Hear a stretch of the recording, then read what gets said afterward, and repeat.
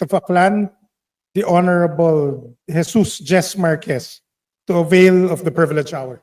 First District, Aklan, Representative Jesus Jess R. Marquez. You're recognized, sir. Please proceed. Thank you, Mr. Speaker.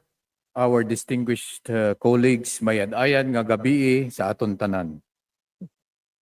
Today, I rise to speak on a matter of urgent public concern, an issue that reemerges with alarming regularity during every rainstorm, exposing deficiencies in our systems and underscoring the pressing need for concerted action. I refer to the persistent and overwhelming problem of garbage, a challenge that threatens our environment, endangers public health, and undermines the quality of life of our people. Over the years, our cities have repeatedly drowned not only in floodwaters, but also in the waste that clogs our streets and our waterways. This is not merely an inconvenience. It is a crisis that puts lives at risk, disrupts livelihoods, and erodes the productivity our nation can ill afford to lose. This is not a new concern for this chamber. Since the 17th, 18th, and 19th Congresses, my predecessor and father, Congressman Carlito Marquez, has consistently championed to modernize our approach to waste management. It is an innovation that allows conversion of our waste into something we can call benefit. This policy initiative, even then, earned the strong support of many of his colleagues. Let us consider the data. Metro Manila produces more than 10,000 metric tons of solid waste every single day. That is over 3.5 million tons a year. In my home province, the province of Aklan, our daily waste generation exceeds 100 metric tons, and this story is repeated across provinces. Much of this garbage ends up in landfills that are now nearing capacity. Illegal dump sites persist out of necessity, and far too much waste finds its way into our rivers, our lakes, and the seas. And when the typhoon comes, the consequences are devastating. Filipino homes are flooded, streets become impassable, and work is halted.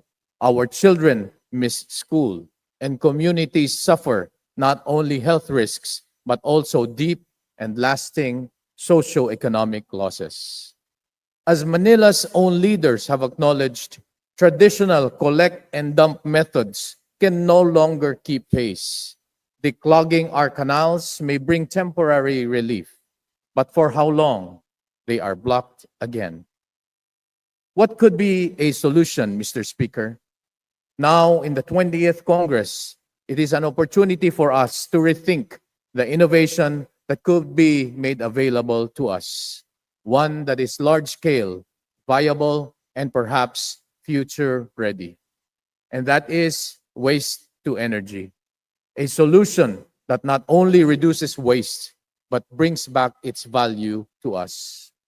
Waste to energy, otherwise known as waste treatment technology, involves the controlled burning of garbage to produce heat, which in turn drives turbines to generate electricity.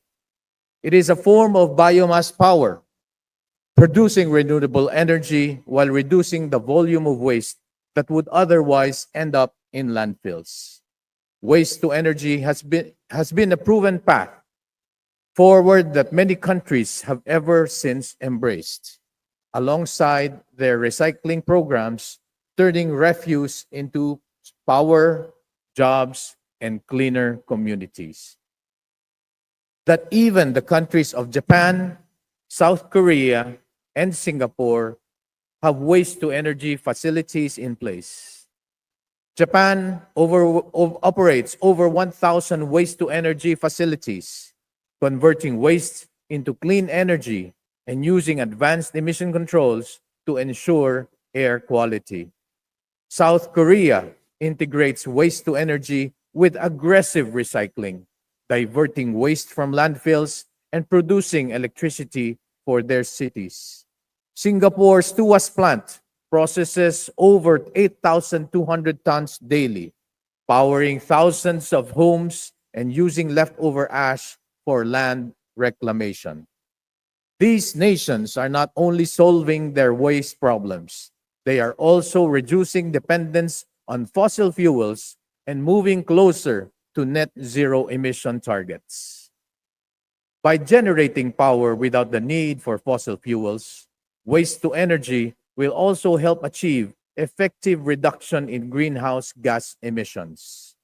Mr. Speaker, waste to energy is not a silver bullet, but it offers a huge part of our solution. While garbage is difficult to eliminate completely, it can be used effectively. It can be an essential part of a circular economy where waste becomes a resource and nothing is thrown away without a purpose. And let me assure the public, modern WTE plants today are equipped with the latest technology and are strictly regulated. Emissions can be monitored in real time, 24 hours a day, by the DNR and other relevant agencies. These real time monitoring systems shall ensure that all emissions stay well within safe and acceptable levels, meeting both local and international standards. Data from these systems shall be made available for public scrutiny, ensuring transparency and accountability at all times. Let us not forget, open dump sites pose far greater health hazards, from groundwater contamination to respiratory illnesses to the spread of vector-borne diseases. Modern waste to energy plants, when operated under strict environmental standards and real-time monitoring, can safely manage our waste and even produce usable byproducts such as ash for construction and roadworks. I therefore ask, what is truly better for our people? Mountains of garbage polluting our land and water, or harnessing that waste to generate electricity, create jobs, and support our transition to clean energy? That is why I personally refiled the bill on regulating waste treatment technology in our country and give the chance it deserves and bring the Philippines in step with modern, sustainable nations. Garbage is a challenge that transcends politics. After all, modern challenges demand modern solutions. Solutions encouraging collaboration and fostering a whole of society approach. Together with the private sector, we can mobilize resources, share expertise, and scale innovations that will finally turn this problem in an opportunity for progress. Esteemed colleagues in the 20th Congress, I call on all of us to rally behind a solution that will propel our nation toward greater innovation, one that is forward-looking, resilient, and able to turn challenges into opportunities. Even our Honorable Speaker, Ferdinand Martin Romualdez himself, filed a waste treatment technology measure in the 19th Congress, a legislation that has repeatedly passed on third and final reading of the House. Let us not allow this vital measure to be shelved once again. I end with the words of environmentalist Paul Hawken.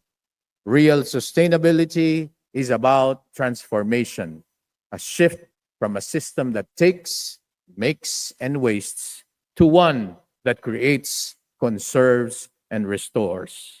Let us be the generation that transform our nation's waste into hope, progress, and a cleaner future. Thank you, Mr. Speaker. Thank you, esteemed colleagues. Good evening, each and everyone. Maraming salamat, Representative Jess R. Marquez of Aklan. Majority Leader, please. Mr. Speaker, there being no member who wishes to interpolate, I move to refer the speech of the Honorable Marquez to the Committee on Rules for its appropriate action. Thank you, Majority Leader. Is there any objection? The chair hears none. The motion is approved. The speech of Honorable Marquez, the province of Aklan, is hereby approved and referred to the Committee on Rules for its appropriate action. Majority Leader.